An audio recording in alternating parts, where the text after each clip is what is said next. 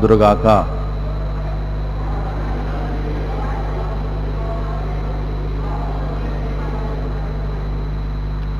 ఆకలి దప్పుల చేత వారి ప్రాణం వారిలో సమస్యలను వారి కష్టకాలముందే యెహోవాకు మొరపెట్టు, ఆయన వారి ఆపదలో నుండి వారిని విడిపించు. వారి ఒక నివాసపురము చేరినట్లు చక్కని త్రోవను ఆయన వారిని నడిపించాను. ఆయన కృపను బట్టి నరులకు ఆయన చేయు ఆశ్చర్య కార్యములను బట్టి వారు యెహోవాకు కృతజ్ఞతాస్తుతులు చెల్లించుదురుగాక. ప్రార్థన చేస్తాం. మా ప్రేమగల పరలోకపు తండ్రి, మహాపరిశుద్ధుడు అయిన దేవ, యేసు ప్రభు వారి అతి శ్రేష్ఠ నామంలో మీ పాఠంలోకి వస్తున్నాం. ప్రేమగల తండ్రి, పాడుకోవడానికి అనుగ్రహించిన 3 పాటలను బట్టి స్తోత్రాలు. దేవునికి స్తోత్రము గానము చేయటం మంచిది.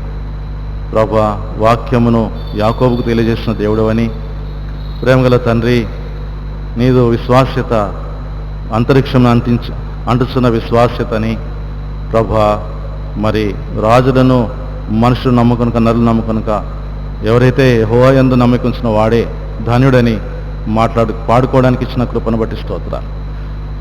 మా దేవా యేసు ప్రభా, ఆత్మతో సత్యముతో ఆరాధించాలని మీరు ప్రేమతో మాకు తెలియజేశారు. ఆ ఆత్మ సత్య ఆరాధన కొరకు మీరు ప్రతి ఆదివారము మా హృదయాల నుంచి వచ్చే ఆరాధన కోసం మీరు ఎదురు చూసే ప్రేమగల దేవుడిగా ఉన్నందుకు స్తోత్రములు. ప్రభా, ఆరాధనకు ముందుగా మీ వాక్యంలోంచి కొన్ని మాటలు చూసుకొని మీ వాక్యం ఇచ్చే ప్రేరేపణలోంచి ఆరాధించడానికి మాకు సహాయం చేయండి.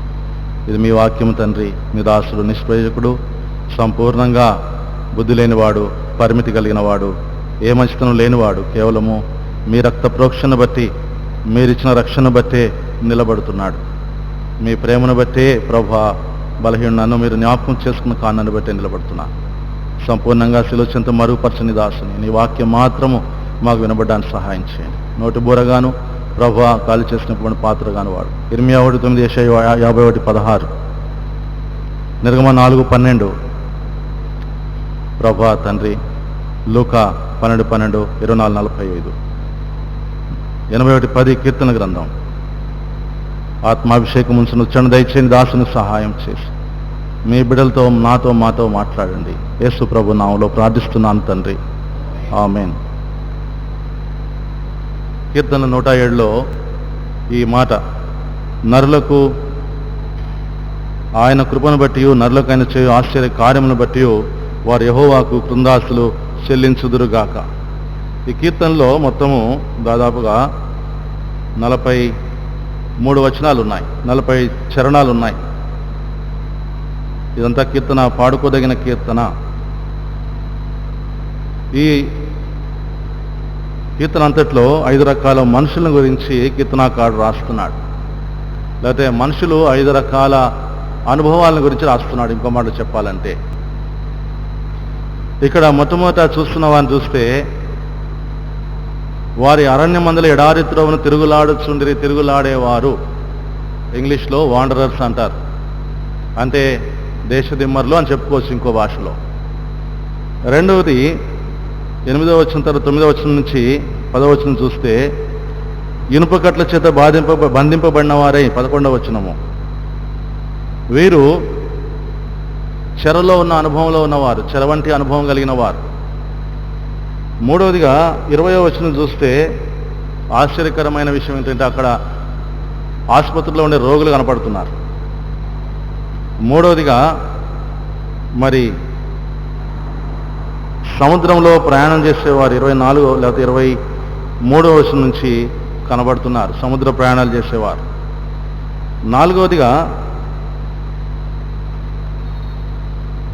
నాలుగవదిగా సముద్ర ప్రయాణం చేసేవారు. 5వదిగా మరి ఒక పురము కోసము లేకపోతే ఒక ఊరును కట్టుకోవాలని, అక్కడ విత్తనాలు చల్లాలని 36వ వచనంలో ఉంది. 36వ వచనంలో విత్తనాలు విత్తి ఒక పట్టణాన్ని కట్టుకోవాలనే ఆశ వారిలో కనబడతా ఉంది. వారు అసలు నివాసపురం ఏర్పరచుకున్నట్లును, పొలంలో విత్తనం చల్లి ద్రాక్ష తోటలు నాటి వాటి వల్ల స్వస్థ ఫల సమృద్ధి పొందినట్లును. కాబట్టి ప్రియులారా, ఈ 5 యొక్క అనుభవం ప్రతి మానవుడికి ఉంటుంది. ఒక విధంగా చెప్పాలి అంటే, మొట్టమొదటిగా మనం గమనిస్తున్న లేఖన భాగంలోని మాటలు ఏమిటంటే 8 వచనాల్లో, మరి వారు అటు ఇటు త్రోవలో తిరుగులాడుతున్నవారు. వాండరర్స్ అంటే దేశదిమ్మరులు అని కూడా అని మాట్లాడబడతాం, లేకపోతే ఎక్కడ ఒక స్థిరంగా ఉండని వారు అని అర్థం. రెండవదిగా ప్రిజనర్స్ అంటే మరి బంధింపబడిన వారు, ఖైదీలు అని చెప్పుకోవచ్చు. మూడవది రోగగ్రస్తులు. నాలుగవది సముద్ర ప్రయాణం చేసేవారు. ఐదవది ఒక పురమును వెతుకుతూ దాంట్లో పంటను విత్తాలనే ఆశ కలిగిన వారు. ఈ 5 రకాల ప్రజలు ఇక్కడ ఉన్నారు, లేకపోతే 5 అనుభవం ప్రజల్లో ఉంది. మొట్టమొదటి యొక్క అనుభవాన్ని మనం గమనిస్తాం. చూడండి, ఇక్కడ 4వ వచనం నుంచి మనం గమనిస్తే, వారు అరణ్యమందలి ఎడారిత్రవును తిరుగులాడుచుండిరి, నివాసపురం మీద వారికి దొరకకపోయెను. మనం గమనించుకుంటే ఇక్కడ వీరు తిరుగులాడే వారి యొక్క పరిస్థితి ఎలా ఉంటుందంటే, ఒంటరితనం ఉంటుంది, అందరూ కలిసి తిరగరు. They are lonely, number 1. Secondly, they are hungry, వారు ఎప్పుడూ ఆకలిగా ఉంటారు. తర్వాత సాలిటరీ అంటే ఒంటరితనం, ఒకళ్ళే ఉంటారు, ఒంటరిగా ఉంటారు, ఆకలితో ఉంటారు, దప్పికొని ఉంటారు. తర్వాత గురి లేని వారి వలె ఉంటారు. బాగా గమనిస్తాం ఈ 5 మాటలు. మొట్టమొదటిదేమో ఒంటరిగా ఉందాం. ఒంటరితనము ఎవరిది అంటే 28వ అధ్యాయంలో యాకోబుది ఒంటరితనం. అందుకనే 60వ అధ్యాయంలో వారిలో ఒంటరి అయిన వాడు యెషయా గ్రంథంలో 10 వందలగును, ఎన్నికలైన వాడు బలమైనట్టి జనమగును. ఒంటరి వాడు యాకోబు కదా. వారిలో ఒంటరి అయినా వాడు 10 వందలగును, ఎన్నిక లేని వాడు బలమైన జనమగును. ఒకప్పుడు యాకోబు ఒంటరివాడు, అరణ్యంలో వెళ్ళిపోతున్నాడు, తిరుగులాడుతూ వెళ్ళిపోతున్నాడు, భయపడుతూ వెళ్ళిపోతున్నాడు. అన్న చంపేస్తాడేమన్న భయం లోపలుంది. తల్లిదండ్రుల మాట విని వెళ్తున్నాడు. ఎంతో బాధాకరమైన పరిస్థితి ఇది. తల్లిదండ్రులు కూడా అతన్ని కాపాడలేరు, అతన్ని బ్రతికించలేరు. అందుకనే తల్లిదండ్రులు పిలిచిన ఇక్కడి నుంచి ముందు వెళ్ళిపోమని చెప్పారు. ఆ ఒంటరితనం అనేది బాధాకరం. అతను ఒంటరిగా మిగిలిపోయాడు. ఇంకో దగ్గర ఇక్కడ కూడా ఒంటరిగానే ఉన్నాడు. ఒంటరిగా ఉన్నప్పుడు ఎంతో బాధ అనిపిస్తుంది. మన జీవితంలో కూడా మన పాపాన్ని బట్టి మనం ఈ లోకంలో ఒంటరిగా జీవిస్తూ వచ్చామని జ్ఞాపకం చేయబడతా ఉంది. యాకోబు యొక్క జీవితము కూడా అంతే. మన యాకోబుని ఈరోజు చూడము కానీ మనమే పోల్చుకుంటున్నాం యాకోబుతో. ఒంటరి అయిన జీవితము, ఏకాంతముగా, మరి ఎవరు మనకు తోడులేని జీవితం. అందరితో మనం ఉంటాం, కానీ మన హృదయంలో ఎక్కడో వేదన ఉంటుంది, మన హృదయంలో ఎక్కడో నిరాశ ఉంటుంది. ఒక నెలలో 40 సినిమా థియేటర్లో చూశాను నేను 10th క్లాస్లో ఉన్నప్పుడు. ప్రతిరోజు సినిమాకి వెళ్ళేవాడిని. స్కూల్ డ్రెస్సు పైన ఫ్లాప్స్ ఉంటాయి ఇక్కడ కలర్, అవి తీసేస్తే గవర్నమెంట్ స్కూల్ అనుకుంటారు. బెల్ట్ తీసేస్తే గవర్నమెంట్ స్కూల్ పక్కా అనుకుంటారు. గవర్నమెంట్ స్కూల్ వాళ్ళని సినిమా థియేటర్లోకి రాణిస్తారు. అదే మా ఫ్లాపు, మా బుక్స్ తీసి చూస్తారు. ఎవరు? ఆ టికెట్ ఇచ్చే అతను. ఏయ్, సెయింట్ జాన్ స్కూల్లోకి వెళ్ళి వచ్చినావా నువ్వు? చల్లనాడు, ఫోన్ చేస్తాం మీ ప్రిన్సిపాల్కి అంటారు. ఆ భయానికి ఏం చేసేవాడిని, వేరే బ్యాగ్ వేసుకొని చక్కగా 4 పుస్తకాలే పెట్టుకొని, మరి బెల్ట్ ఉండేది కాదు, టై ఉండేది కాదు. టైని బట్టి గుర్తుపడతారు అక్కడ. ఎక్కడో తెలుసా? మీరందరూ బిర్యానీ తింటారు హైదరాబాద్ వెళ్ళి. ఎక్కడ తింటారు బిర్యానీ? ఎక్కడ దొరుకుతుంది హైదరాబాద్లో? ప్యారడైజ్లో దొరుకుతుంది. ప్యారడైజ్ బిర్యానీ అంటే పెద్ద ఫేమస్. దాని ఎదురుగుండా పెద్ద థియేటర్ ఉంటుంది. నెహ్రూ గారు ఓపెన్ చేశారంట దాన్ని. అక్కడికి వెళ్తే పట్టుకునేవారు. అక్కడే ఇంగ్లీష్ మూవీస్ వచ్చాయి. పిల్లల ఒంటరి జీవితము అది చెప్తున్నాను నేను. వెళ్ళి అంత మోసం చేసి లోపలికి వెళ్ళి సినిమా చూసి ఇంటికి వెళ్ళిపోతాను. 5 రూపాయల టికెట్ హైయెస్ట్. 5 రూపాయలు పెడితే ఆ రోజుల్లో గోల్డ్ స్పాట్ కానీ లిమ్కా కానీ వచ్చేది. తర్వాత పఫ్లు అప్పటికే తినేవాడిని నేను, ఇప్పుడు కాదు. అప్పటికే బర్గర్లు ఉండే హైదరాబాద్లో. అవి తినేసి చక్కగా టిఫిన్ బాక్సు బయట పార్కులోకి వెళ్ళి తినేసి ఇంటికి వెళ్ళిపోయేవాడిని. ఒంటరి అయిన జీవితము. సినిమా చూసినంతసేపు బాగానే ఉంటుంది, తర్వాత అర్థం కాదు. కారణం ఏంటంటే స్కూల్ వదిలేశానుగా, స్కూల్లో క్లాసెస్ చదవట్లేదుగా. ఇది నా జీవితం. ఒంటరిగా ఉన్నవాడు ఏకాంతంగానే ఉంటాడు, 5 నిమిషాలు ఆనందం పొందుతాడు, తర్వాత ఒంటరితనమే. ఇది బాగా గుర్తు నాకు. ఒంటరితనము మానవుని పట్టుకుని పీడిస్తుంది. కారణం ఏంటంటే మానవుని యొక్క హృదయంలో ఉన్న పాపం అనేది ఒంటరిగా చేస్తుంది, ఏకాంతంగా మారుస్తుంది. ఎప్పుడైనా ఒక్కడిని వెళ్ళిపోతాను, ఎవడక్కర్లేదు నాకు. సాధారణంగా సినిమాకి వెళ్ళాలంటే 2-3 కలిసి వెళ్తారు. మనకు అట్లాంటిదేం లేదు. మన ఆనందం కోసం ఎంత దూరమైనా వెళ్ళేవాడిని. హెబ్రోన్ దగ్గర ఉన్న 15 థియేటర్లు ఉండేవి, మీకు తెలుసో తెలియదో. ఇప్పుడు కొన్ని కాంప్లెక్స్లు అయిపోయినాయి. అన్ని థియేటర్లో సినిమా చూసేవాళ్ళం. కొన్నిటికి మా ఫ్రెండ్స్ ఉండేవాళ్ళు, కొన్నిటికి ఒంటరిగానే వెళ్ళిపోయేవాడిని. ఒంటరి అయిన జీవితము పాపపు జీవితం. ఒంటరిగా ఉన్నప్పుడు కాసేపు సంతోషం ఉంటుంది, కానీ ఎంతసేపు నిరాశే. ఎందుకంటే స్కూల్ మానేసిన ఆ యొక్క నేరారోపణ నాలో ఉంది, మా అమ్మను మోసం చేస్తున్నాను నేరారోపణ నాలో ఉంది. అవసరమైతే ఇంట్లోంచి అమ్మకు తెలియకుండా అమ్మ పర్సులోంచి తీసేవాడు, అమ్మ లెక్క పెట్టినప్పుడు తీసుకున్నానని చెప్పేవాడు. కొన్నిసార్లు అమ్మ అడగదు, 5 రూపాయలు 10 రూపాయలే. పిల్లరా, ఒంటరి అయిన జీవితం. ఇక్కడ ఒంటరిగా వారు తిరుగులాడుతూ ఉన్నారు, ఎవరికి వారు. రెండవదిగా బాగా ఆకలిగా ఉంటాం. ఏంటి ఆకలి? ఎంత తిన్నా కానీ తృప్తి రాదు. ఏదో తింటున్నాము, కానీ మనలో ఉన్న అసహనము, సక్సెస్ లేనితనము. 10th క్లాస్కి ఎంత కష్టపడి చదవాలి ఆ రోజుల్లో? కాంపోజిట్ మ్యాథ్స్ ఉన్నవాళ్ళం మేము. ఆ కాంపోజిట్ మ్యాథ్స్ అని మీకు ఎవరు తెలియదు కూడా. కాబట్టి కష్టపడి చదవాలి, చదువు సరిగ్గా చదవలేకపోయిన బాధ, ఏదో అసంతృప్తి మిగిలేదు. వి వర్ హంగ్రీ, వి వర్ థర్స్టీ.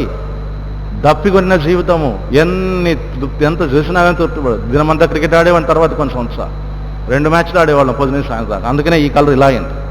ఇది ఒరిజినల్ కాదు, ఇది మధ్యలో తెచ్చుకున్నది.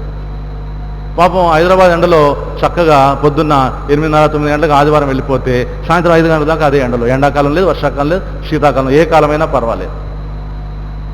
అంత ఆడి వచ్చిన తర్వాత కూడా ఏమి సంతోషం ఉండేది కాదు. ఆలోచించేవాడు.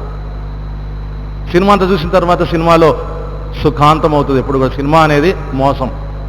ఇది అనుభవంతో చెప్తున్నా. ఏంటి మోసం అంటే ఆఖరికి అంతా బాగా అయిపోద్ది, జీవితాలు ఏవి బాగోవు. మన ఈ మధ్య చూసాం కదా, కరోనా వచ్చి భార్య భర్త లాయర్ గారు కుటుంబంలో ఉన్న వాళ్ళు దాదాపు చనిపోయారు.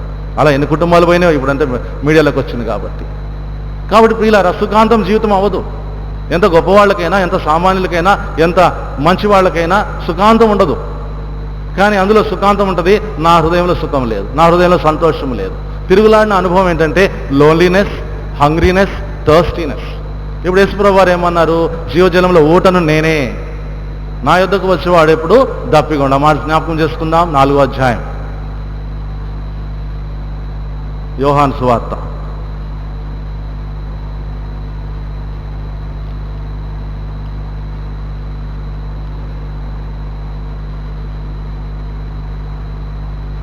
పదమూడవ వచనం, 4:13. అందుకు యేసు, యోహాను సువార్త 4:13, ఈ నీళ్లు త్రాగు ప్రతివాడును మర్రా దప్పికొనును, నేనిచ్చు నీళ్లు త్రాగువాడెప్పుడును దప్పికొనడు. నేను వానికిచ్చు నీళ్లు నిత్యజీవనకే వానిలో ఊరడి నీటి బుగ్గగా ఉండును. కాబట్టి యేసు ప్రభువారు మన కొరకు ఆత్మ సంబంధమైన నీళ్ళనిచ్చాడు. 10వ అధ్యాయం యోహాను 1 కొరింథీ 10లో అంటారు కదా, ఆత్మ సంబంధమైన దానిలో త్రాగిరి ఆ బండ క్రిస్టియన్ అంటారు. కాబట్టి ఆత్మ సంబంధమైన తృప్తిని మనకి యేసు ప్రభువారు ఇచ్చిన వాడుగా ఉన్నాడు. 6వ అధ్యాయంలో ఏమంటాడు యోహాను సువార్తలో?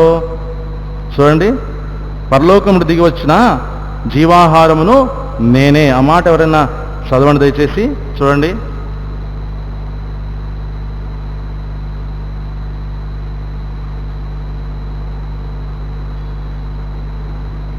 చదవమ్మా. ఎంత? 58 చదవమ్మా. ఇదే పరలోకం నుండి దిగి వచ్చిన ఆహారము, పితరులు మన్నాను తిని చనిపోయినట్టు కాదు, ఈ ఆహారం తిన్నవాడు ఎల్లప్పుడూ జీవించిన నిశ్చయముగా మీతో చెప్పుచున్నాను నేను. తర్వాత ఇంకో దగ్గర ఏమంటాడంటే, ఇక్కడ 51, పరలోకం నుండి దిగి వచ్చిన జీవాహారమును నేనే, ఎవడైనా ఈ ఆహారం భుజించే వాడు ఎల్లప్పుడూ జీవించును. కాబట్టి మనల్ని తృప్తిపరిచే దేవుడు, మన ఆకలి తీర్చే దేవుడు, మన దప్పికను తీర్చిన దేవుడు, తిరుగులాడుతున్న మనల్ని తన రక్షణ ద్వారా మనల్ని నడిపించిన దేవుడు. ఎట్లా చేశాడు? వాక్యమును యాకోబుకు తెలియజేసిన వాడని పాడుకున్నాం. జరిగిన విషయం ఏంటంటే ప్రియులారా, యాకోబుకి వాక్యం అంటే ఏంటంటే మనకు తన వాక్యము ద్వారా మనల్ని సంధించాడు. నాతో వాక్యం ద్వారా మాట్లాడాడు, మీతో ఏదో సువార్త ద్వారా మాట్లాడాడు, మీతో జీవితంలో ఏదో పరిస్థితి ద్వారా మాట్లాడాడు.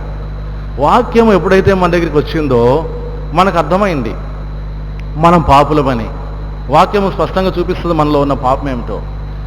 ఆ పాపము తెలుసుకున్నప్పుడు మనము ఆ ప్రభు వైపు తిరిగాం. యేసు ప్రభువారు నన్ను మరి నా కోసమే ఆయన ఆ కలువరిశిలను ఎక్కి చనిపోయి పాతిపెట్టబడి తిరిగి లేచాడని, కేవలం నా కోసమే నాకు అర్థమైనప్పుడు నేను ఆయన మీద విశ్వాసం ఇస్తాను. నువ్వు మొరపెట్టుము అన్న మాట, లేకపోతే నేను ఆపదలో నేను ఉత్తరిస్తానన్న మాట ప్రకారంగా మన బాధలో ఉన్నప్పుడు ఆయనకి మొరపెట్టాము, ఆయన వాక్యాన్ని విని ప్రభు మనల్ని స్వస్థపరిచాడు, ప్రభు మనల్ని రక్షించాడు. రక్షించిన తర్వాత మనము ఏం జరిగిందో మనం చూస్తాం. చూడండి, విలాప వాక్యములు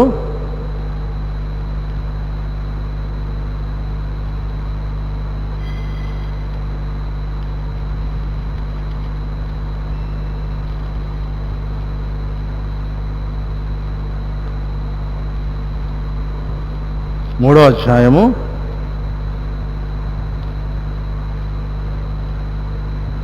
42వ వచనము. మేము తిరుగుబాటు చేసిన వారము, ద్రోహులము, నీవు మమ్మల్ని క్షమించలేదు. కోపం ధరించుకున్న వాడవై నీవు మమ్మల్ని తరుముచున్నావు, దయతలచక మమ్మల్ని చంపుచున్నావు అన్న మాటలు మన హృదయంలో ఉన్నాయి. కానీ ఎప్పుడైతే మనము మరి ప్రభు దగ్గరికి వచ్చామో 2వ అధ్యాయంలో 3వ అధ్యాయంలో చూడండి 22వ వచనం. యెహోవా కృపగలవాడు, ఆయన వాత్సల్యత ఎడతెక్క నిలిచినది కనుక మనము నిర్మూలము కాకున్న వారం. అనుదినము నూతనముగా ఆయనకు వాత్సల్యత పుట్టుచున్నది. ఆయన వాత్సల్యతను బట్టి మనల్ని క్షమించిన దేవుడుగా ఉన్నాడు. ఈ యొక్క మనము ఎలాంటి పరిస్థితిలో ఉంటిమంటే ఒంటరిగా ఉంటిమి. ఇప్పుడైతే ఆయన మనల్ని ఒంటరిగా ఉంచలేదు, మనల్ని రక్షించి తన సంఘములోకి చేర్చాడు. ఒకవేళ పెళ్లి కాని వారు ఉంటే వారు ఒంటరిగా లేరు, వారి సంఘములో ఉన్నారు. వారు లేకపోతే యవనస్తులు ఉంటే వారు ఒంటరిగా లేరు. ఇప్పుడు వారు దేవుని వసుదైక కుటుంబంలోకి చేర్చబడిన వారుగా ఉన్నారు. అప్పుడు మనం ఒంటరి వాళ్ళం, మన కుటుంబంలో మనం ఉన్నాం, మన తల్లిదండ్రులతోనే ఉన్నాం. కానీ మన ఒంటరితనం మనల్ని పీడిస్తూ ఉంది. మనము ఏదో తెలియని ఆకలిలో ఉంటిమి, ఏదో తెలియని దాహంలో ఉంటిమి, మన మానసిక స్థితి బాగాలేని స్థితిలో ఉండేది. అలాంటి వాటన్నిటిలో నుంచి దేవుడు మనల్ని రక్షించాడు. ఈ యొక్క 8వ వచనంలో, ఆకలి దప్పుల చేత వారి ప్రాణము వారిలో సమస్యలు 107:5. వారు కష్టకాలమందు యెహోవాకు మొరపెట్టిన వారి ఆపదల్లో నుండి వారిని విడిపించాను. వారు ఒక నివాసపురము చేరున్నట్లు చక్కని త్రోవను ఆయన వారిని నడిపించారు. ఏంటో చక్కని త్రోవ? 3వ అధ్యాయము సామెతల గ్రంథము 3వ వచనం నుంచి చదవండి ఎవరైనా. సామెతలు 3:3.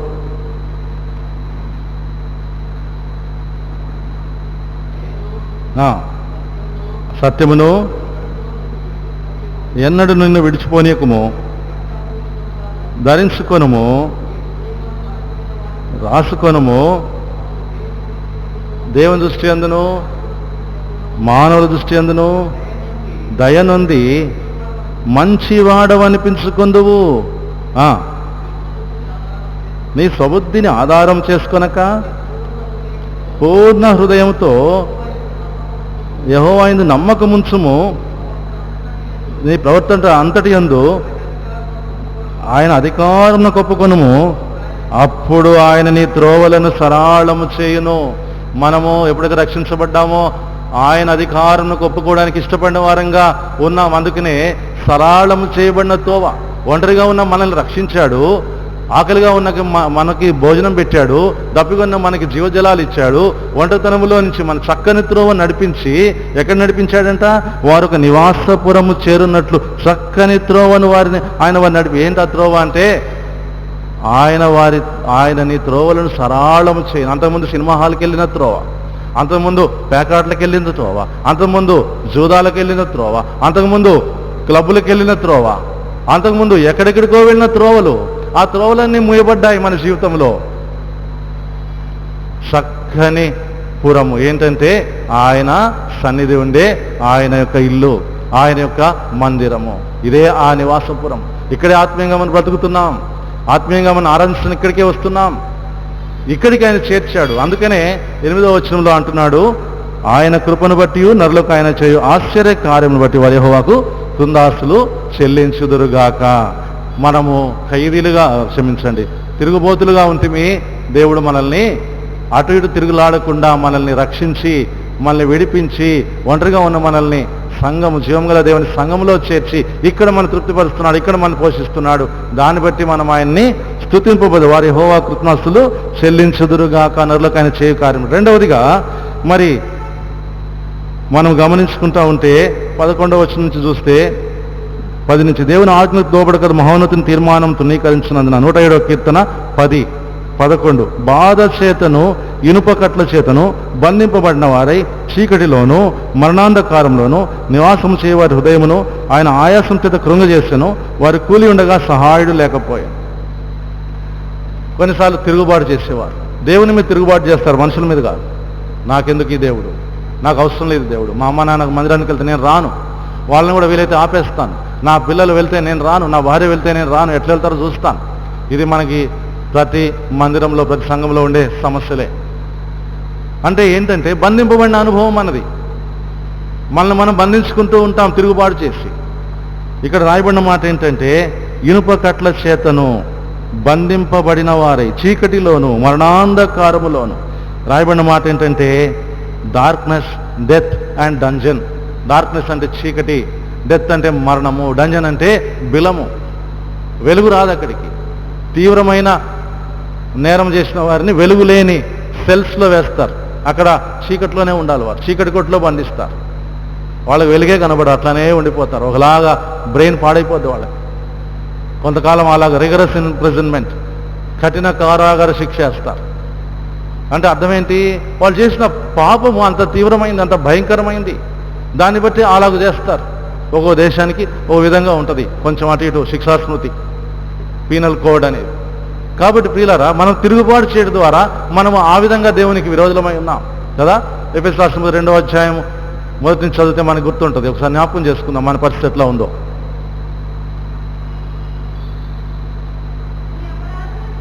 అపరాధముల చేతను ఉండగా బ్రతికించెను చేయొచ్చు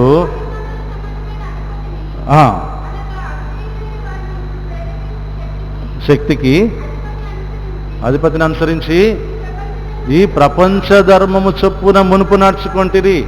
ఈ ప్రపంచ ధర్మమే తిరుగులాడుట. ప్రపంచ ధర్మం ఏంటంటే తిరుగుమంటది కదా. నైట్ రైడ్స్ స్టార్ట్ అయిపోయినాయి అంట కదా, స్టేటస్లో వస్తున్నాయి మనకి నైట్ రైడ్స్. అంటే పాత రోజులు మళ్ళీ వచ్చేసినాయి. మార్చి 22 కంటే ముందున్న రోజులు వచ్చేసినాయి యవనస్తులకి. ఇక నైట్ డ్రైవింగ్కి వెళ్ళిపోతారు, 2 వీలర్స్ మీద, బుల్లెట్ల మీద, లేటెస్ట్ 2 వీలర్స్ మీద, 4 వీలర్స్ మీద. They will enjoy their life. Of course there is a lot of danger. చాలా డేంజర్ ఉంది, అయినప్పటికీ కూడా ఆ మాత్రం రిస్క్ లేకపోతే ఏం బాగుంటుంది లైఫ్ అని ఎంజాయ్ చేయడానికి వెళ్ళిపోతూ ఉంటారు. మునుపు ధర్మం వచ్చి ప్రపంచ ధర్మం ఏంటంటే ఇదే. ఈ ప్రపంచంలో ఉన్న యూత్ ఏం చేస్తారు? సాయంకాలం అయ్యేటప్పుడు ఫ్రెండ్స్ అంతా గ్యాదర్ అవుతారు, అలవాటు ఉంటే మద్యం సేవిస్తారు, లేకపోతే ఇంకేదో ఆనందిస్తారు, రాత్రంతా తిరిగేసి పొద్దునంతా నిద్రపోతారు. ఇదే కదా ఇప్పుడున్న ట్రెండ్, ఇప్పుడున్న పరిస్థితి. కాబట్టి ప్రియులారా, తమను తామే బంధించుకోవడం, తమను తామే చీకటిలోకి త్రోసుకోవటం, ఇలాంటి స్థితిలో మునుపు ప్రపంచ ధర్మం చెప్పిన మునుపు నడుచుకుంటే తర్వాత చదమ్మా, కంటిన్యూ చేయి. వారితో కలిసి మనమందరమును శరీరం యొక్కయు మనసు యొక్క కోరికలు నెరవేర్చుకొనుచు శరీరాశను అనుసరించి మునుపు ప్రవర్తించుతుంటే ఇదంతా మునుపు. వారి వలనే కడమవారి వలనే స్వభావ సిద్ధముగా దైవోగ్రతకు పాత్రులమైంటిమి. కాబట్టి మనము మరణమునకు, చీకట్లోను, బిలములోను పడిపోయిన అనుభవం, తిరుగుబాటును బట్టి మన జీవితంలో తిరుగుబాటు, దేవుని మీద తిరుగుబాటు. తల్లిదండ్రులు మందిరానికి వస్తే పిల్లలు బయట తిరుగుతారు, పిల్లలు నమ్మకంగా మందిరానికి వస్తే తల్లిదండ్రులు ఇంట్లో ఎంజాయ్ చేస్తూ ఉంటారు, టీవీలు చూసుకుంటూ తినుకుంటూ. కాబట్టి బంధించబడిన పరిస్థితిలోంచి దేవుడు ఖైదీలుగా ఉంటే మనం ఆ పరిస్థితిలోంచి ప్రభు మనం విడిపిస్తూ వచ్చాడు. ఎక్కడ తీసుకొచ్చాడంట? 13-14 కీర్తనలు 107, 107 Psalm 13-14. 13-14 చదవండి. కీర్తన 107, 13-14. కష్టకాలమందు మొదలుపెట్టిది, ఆయన వారి ఆపదలోండి వారిని విడిపించాను, వారి కట్లను తెంపివేసి చీకటిలో నుండి మరణాంధకారం నుండి వారిని రప్పించాను. ఎక్కడ తీసుకొచ్చాడంట? వారు ఆయన తట్టు చూడగా వారికి వెలుగు కలిగెను. 8:12 ప్రకారం యేసు ప్రభు వారి లోకానికి, యోహాను సువార్త 8:12 ప్రకారం లోకం వెలుగై ఉన్నాడు. He brought us into his light, marvelous light. ఆశ్చర్యకరమైన తన వెలుగులోకి మనల్ని నడిపించాడు, బంధించబడిన మనల్ని. రెండవదిగా స్వతంత్రులుగా చేశాడు, కట్ల చేత కట్టబడిన మనల్ని. మూడవదిగా ఆయన జీవాన్ని అనుగ్రహించాడు. మొట్టమొదట వెలుగును ప్రసరింపజేశాడు. ఆశ్చర్యకరమైన తన వెలుగులోకి పిలిచిన వాని గుణాతిశయములు ప్రచురం చేయ నిమిత్తము. చీకట్లో నుండి వెలుగులోకి తీసుకొచ్చాడు యేసుప్రభు వారు. 1 పేతురు 2:9 ప్రకారం. రెండవదిగా ఆయన జీవాన్ని ఇచ్చాడు. నేను గొర్రెలకు సమృద్ధిగా జీవమిచ్చుటకు వచ్చి ఉన్నాను. యోహాను సువార్త 10 he came to give us life abundant. సమృద్ధి అయిన జీవాన్ని ఇవ్వడానికి ఇచ్చాడు, జీవం ఇచ్చాడు. మూడవదిగా 8:32 ప్రకారం యోహాను సువార్త స్వతంత్రులుగా చేశాడు. బంధింపబడిన మనల్ని ఏం చేశాడంటే చీకట్లో ఉన్న మనకి వెలిగిచ్చాడు, బంధింపబడిన మనల్ని స్వేచ్ఛలో పోనిచ్చాడు, మరణానికి దగ్గరలో ఉన్న మనల్ని జీవప్రాప్తులుగా చేశాడు. కాబట్టి ఈ రెండవ రకమైన పరిస్థితుల నుంచి కూడా దేవుడు మనల్ని విడిపించాడు. మొట్టమొదటిది తిరుగులాడుతున్న మనల్ని తన నివాసపురాన్ని తీసుకొచ్చాడు, ఒంటరిగా ఉన్న మనల్ని ఇక్కడ తీసుకొచ్చాడు. రెండవది బంధింపబడిన మనల్ని, చీకట్లో ఉన్న మనల్ని, మరణానికి దగ్గరలో ఉన్న మనల్ని విడిపించి వెలిగించి జీవాన్ని ఇచ్చాడు, స్వతంత్రులుగా చేశాడు. దాన్ని బట్టి ఇక్కడ రాయబడిన మాట ఏంటి? 15వ వచనం, ఆయన కృపను బట్టి నరులకు ఆయన చేయ కార్యములు బట్టి వారు యెహోవా కృతజ్ఞతాస్తుతులు చెల్లించుదురుగాక. మూడవదిగా 107వ కీర్తన 20వ వచనం ఎవరైనా చదవండి, 5 నిమిషాల్లో ముగిస్తాను. 107:20, ఆయన తన వాక్కును పంపి వారిని బాగు చేసెను, ఆయన వారు పడిన గుంటల్లో ఉండి వారిని విడిపించెను. ఆశ్చర్యకరమైన విషయం ఏంటంటే కీర్తనాకారుడు ఇక్కడ ఒక మందును చూపిస్తున్నాడు. ఏంటా మందు? వాక్యం అనే మందు. Suddenly the word of God is becoming medicine. ఔషధం అయిపోయింది దేవుని వాక్యము. ఔషధము అనే వాక్యం చెప్తుంటే ఏదో ఒక రోగం అయితే ఉండే ఉంటుంది కదా. ఏంటా రోగము? పాపమే. Sin is the sickness, word of God is the cure, is the medicine. దేవుని వాక్యం అనేది స్వస్థతనిచ్చే ఆ యొక్క మందుగా ఉంటుంది. తప్పకుండా మందు ఉందంటే ఏదో రోగం ఉంటేనే మందు వస్తుంది. ఆ రోగం ఏంటంటే పాపము. కుష్ఠరోగాన్ని పాపానికి సాదృశ్యంగా చూపిస్తూ వచ్చారు. ఈ కుష్ఠరోగం అనే పాపము లేకపోతే పాపం ఏం చేస్తుందంటే మనలోకి ఎప్పుడు ప్రవేశిస్తుందో తెలియదు. అది మెల్లిగా పాకిపోతూ ఆఖరికి ఫైనల్గా బయటకు వస్తుంది. అప్పటికి మన ప్రాణము, wages of sin is death, పాపం వల్ల వచ్చే జీతం మరణమే. మరణానికి మించిన ఇంకొక పరిస్థితి లేదు. మూడవదిగా మనము రోగులమై ఉంటేమి, ఆ రోగం ఏమిటంటే పాపరోగము. ఆ పాపరోగానికి వచ్చే ఫలితం ఏంటంటే మరణము.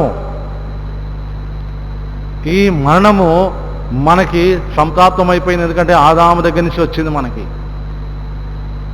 చనిపోయినవాడు పుట్టినవాడు గిట్టకమానడంట. పుట్టిన ప్రతి ఒక్కడు చనిపోవలసిందే. కానీ పాపంలో ఉండి చనిపోతేనేమో నరకము, పాపం లేకుండా చనిపోతేనేమో పరలోకము. కాబట్టి రోగులకు మందు ఎవరిస్తారు? దేవుని వాక్యము. రోగము పాపము ఇచ్చేవాడు ఎవరు అంటే పరలోక వైద్యుడు. VBSలో చదువుకున్న వాళ్ళకి గుర్తే ఉంటుంది. 1 సంవత్సరం తప్పకుండా సిన్, సిక్నెస్, ఫిజిషియన్ అని రాయబడి ఉంటుంది. జీసస్ క్రైస్ట్ అని పక్కన ఆ యొక్క దాని మీద పెడతాం కదా లెసన్ చెప్పేటప్పుడు. దాని ఏం క్లాత్ అంటారమ్మా? ఏదో క్లాత్ అంటారు, మర్చిపోయాను. ఆ క్లాత్ మీద, బోర్డు మీద ఆ అక్షరాలు అతికిస్తాం. ఏంటంటే తర్వాత కన్సల్టేషన్ అనో ఇంకేదో ఉంటుంది. ఏముంటుంది దానికి అర్థము? ఫ్రీ. చాలా విచిత్రమైన విషయం ఏంటంటే ఈ లోకంలో ప్రతి రోగానికి మందు ఉంది, కొన్నిటికి లేదు, కొన్నిటికి వస్తున్నాయి. సరే పక్కన పెడదాం. ఎక్కువ రోగాలకి మందు ఉంది. ఈ మందుకి డాక్టర్ గారు ఫీజు తీసుకుంటారు. యేసు ప్రభు వారు మొట్టమొదట డయాగ్నోసిస్ కరెక్ట్గా చేస్తారు. మనలో ఉన్న పాపాన్ని స్పష్టంగా చూపిస్తారు. ఆయన అందులో ఏమీ పొరపాటు ఉండదు. ఆయనకి ఏమి ఎక్విప్మెంట్ అవసరం లేదు. ఎందుకంటే ఏ భేదము లేదు, అందరూ పాపము చేసి దేవుడు అనుగ్రహించు మహిమను పొందలేకపోతున్నారు. అందరము పాపులమే. కాబట్టి ఆయన మన దగ్గరికి వచ్చి చెప్తాడు. ఏమంటాడు? నీకు పాపరోగం ఉంది. మనం ఆయన మాట వింటే మనం ఆయన ఔషధం అడగాలి, మందు అడగాలి. ఆ మందు అడిగితే ఆయన మందు ఇస్తాడు. ఏంటది? పాపక్షమాపణ. దానికోసము ఎవరు క్రయం చెల్లించారు? డాక్టర్ గారే క్రయం చెల్లించారు. పరలోక వైద్యుని యేసు ప్రభు వారే మన కోసం చెల్లించవలసిన క్రయం అంతా ఆ కలువరి శిలువ మీద చెల్లించేశాడు. He paid the price, he paid the bill, he paid the bill for every medicine. ప్రతి ఔషధము కొరకు ఆయనే ముందుగా క్రయం చెల్లించాడు. ఆ ఔషధం ఏంటంటే మనకు కావలసిన పాపక్షమాపణ. ఆయన రక్తం ద్వారా మనకు కలిగే పాపక్షమాపణ. ఆ రక్తాన్ని ఆయనే క్రయధనంగా చెల్లించేశాడు కలువరి శిలువ మీద. ప్రభువారు ఎంత ప్రేమగల వైద్యుడు అంటే మన దగ్గరికి వచ్చి మనం అడిగితే ఆయన స్వస్థపరుస్తాడు. మనం అడగకపోతే ఆయన ఎప్పుడు కూడా కోపం తెచ్చుకోడు. డయాగ్నోసిస్ అయిపోయింది, పాపం అనే రోగం ఉంది. మరి పాపానికి క్షమాపణ ఎవరు అంటే యేసు ప్రభు వారి 5వ అధ్యాయంలో రాయబడింది లూకాసు వార్తలో, లేదా 2వ అధ్యాయంలో రాయబడింది మీకు మార్క్స్ వార్తలో. సరే భూమి మీద పాపములు క్షమించుటకు మనుష్య కుమారునికి అధికారం ఇవ్వబడింది. ఆయన ఒక్కడే పాపులలో చేరుకు ప్రత్యేకంగా ఉన్నవాడు కాబట్టి ఆయన ఒక్కడే పాపం క్షమించగలడు. పాపులను రక్షించడానికి ఆయన ఈ లోకానికి వచ్చాడు. పాపం ఎరుగని ఆయన మన కొరకు పాపముగా చేయబడ్డాడు 2 కొరింథీ 5:21 ప్రకారంగా. కాబట్టి ఈ పరలోక వైద్యుడు మన యొక్క పాపం అనే రోగాన్ని తీసివేయడానికి సంపూర్ణంగా సరిపోయినవాడు. He is able to forgive any type of sin in this world, on this earth. ఈ లోకంలో, ఈ భూమి మీద ఏ పాపానన్నా క్షమించగల శక్తి యేసు వారికి మాత్రమే ఉంది. ఈయన పరలోక వైద్యుడు. మూడవది, మనం రోగులుగా ఉంటిమి, పాపం అనే రోగంతో జీవిస్తూ ఉంటిమి. పాపం అనే రోగం వల్ల వచ్చే జీతం మరణము. మరణం నుండి తప్పించడానికి యేసు ప్రభువారు పరలోకాన్ని భూలోకాన్ని దిగి వచ్చి కలువరి శిలువ బలియాగం చేస్తే ఆ యొక్క దాంట్లో నుంచి మనకి పాప క్షమాపణ వచ్చింది. ఆ పాప క్షమాపణను బట్టి ఆయన క్రయం చెల్లించాడు. ఆయనకు ఫీజు ఇవ్వక్కర్లేదు. ఈ డాక్టర్ గారు ఎంత గొప్పవాడంటే ఆయనే మన రోగానికి మందిచ్చి ఆయనే పేమెంట్ చేశాడు. అందుకనే మూడవ వర్గం ఏంటంటే రోగులు. ఆత్మ సంబంధమైన రోగం కలిగిన మనల్ని యేసు ప్రభువారు విడిపించారు. 21వ వచనం అందరం చదువుకొని ఆరాధనలోకి వెళ్ళడానికి పాడుకుంటాం. కీర్తన 107:21. ఆయన కృపను బట్టి నరులకు ఆయన చేయ ఆశ్చర్య కార్యం బట్టి వారు యెహోవాకు కృతజ్ఞతాస్తులు చెల్లించుదురుగాక, వారు కృతజ్ఞార్పణలు చెల్లించుదురుగాక. 22వ వచనంలో మూడంతల మన యొక్క జీవితం యొక్క అనుభవాన్ని ప్రభు మనకు జ్ఞాపకం చేస్తూ వచ్చాడు. తిరుగులాడిన జీవితంలోంచి చక్కటి నివాసపరమైన మందిరంలోకి తీసుకొచ్చాడు. బంధింపబడిన మనల్ని వెలుగులోకి తీసుకొచ్చాడు. స్వతంత్రులుగా చేశాడు. జీవాన్ని ఇచ్చాడు. మనల్ని తృప్తిపరిచాడు. మన ఆకలిని తీర్చాడు. మన దప్పికను తీర్చాడు. మూడవదిగా రోగము, పాపం అనే రోగంతో ఉన్న మనల్ని యేసు ప్రభువారు తన యొక్క శిలువ బలియాగం ద్వారా ఆ రోగం పోగొట్టడానికి తన శరీరం అందు మన పాపాలను మోసుకొని పోయాడు. మనకు రావాల్సిన శిక్ష, మన పాపానికి రావాల్సిన శిక్ష లేకపోతే విరుగుడు యేసు ప్రభువారు భరించారు. అదంతా కూడా తద్వారా మనకు స్వస్థత కలిగింది. మీరు ఆయన పొందిన దెబ్బల చేత మీకు స్వస్థత కలుగుతున్నది, మనకు స్వస్థత కలుగుతున్నది. యేసు ప్రభు వారి శిలువ కార్యములో మూడంతల కార్యం ఏంటంటే తిరుగులాడుతున్న మనల్ని తన మందలో చేర్చాడు. రెండవది, ఖైదీలుగా ఉన్న మనల్ని విడుదల చేశాడు. మూడవదిగా, రోగంతో ఉన్న మనల్ని స్వస్థపరిచాడు. ఆత్మ సంబంధమైన ప్రతి రోగాన్ని స్వస్థపరిచిన దేవుడు. అందుకనే దేవుని ఆరాధించేవారు ఆత్మతోనూ సత్యముతోనూ ఆరాధించవల్ల. ప్రభు ఆ విధంగా మనకి తన వాక్యాన్ని దీవించి సహాయం చేయనుగాక. అందరం లేచి నిలబడదాం. అదే పాట హల్లెలూయా నా ప్రాణమా అన్న పాటనే కొనసాగిస్తాం. 5, 6, 7 వచనాలు. పాట సంఖ్య 64. పాట సంఖ్య 64. 5వ చరణము, 6వ చరణము, 7వ చరణాన్ని పాడుకుంటాం.